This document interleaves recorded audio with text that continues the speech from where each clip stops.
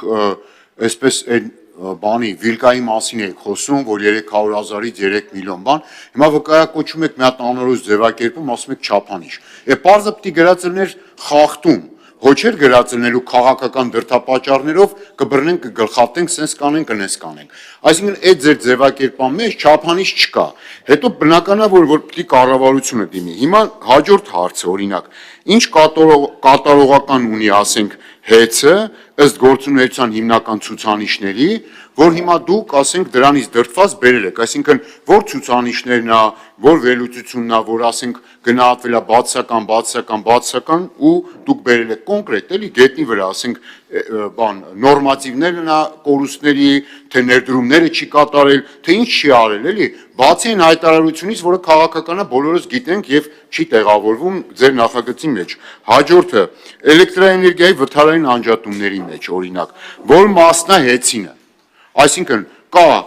X ժամ տարեկան ենթադրենք վթարային անջատում, Հայաստանի Հանրապետությունում կամ 1 սպառողի հաշվով, հիմա դրա որ մասն է, այսինքն ամբողջությամբ, ասենք, հեծի վրա ենք դա բրդում, հրում կամ դնում, թե ստեղ կա օրինակ բեցը կամ այլ նաև պատասխանատուներ հեծի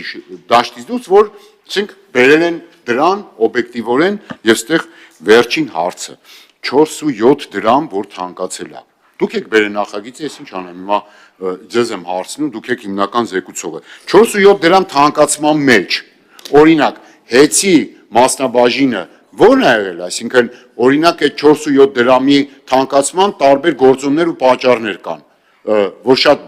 չբարդացնենք, էլի 4.7 դրամ թանկացումից որ մասն է, որ ասենք հեծը, այո, որ հեծն է եղել, ասենք այդ գործոնը կամ հեծի գործունեությունը, որ այդ թանկացումն եղել է, դեպ մեր հայրենակիցների համար ասեմ, որ այս տարիներին 15 թվականից մինչև այսօրվա դրությամբ 4.7 դրամ է կիլովատժամը, ասենք թանկացել ամենայն դեպս դրա մեջ ուզում ենք հեծի բան։ Պարոն Վարդան։ Տեսեք, առաջինը,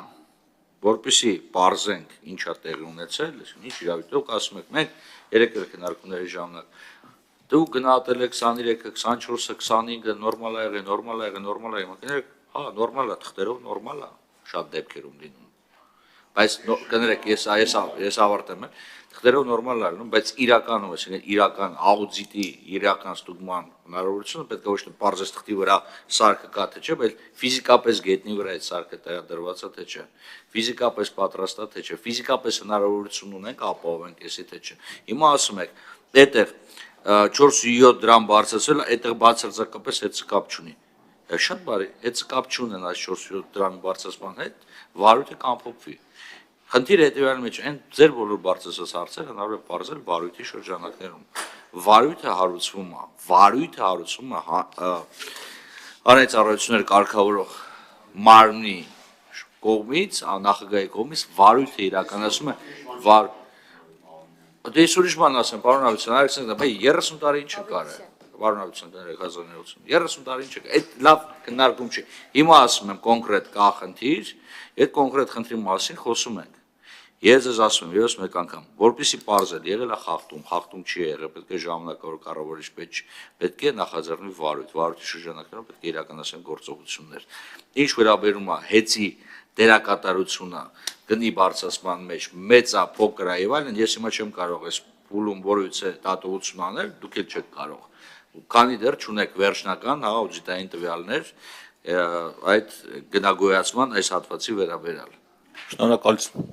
Ծովինար Վարդանյան, հաջորդ հարցիկ Մինասյան։ Շնորհակալություն, պարոն Վարդանյան, ես ճիշտ ասած այդ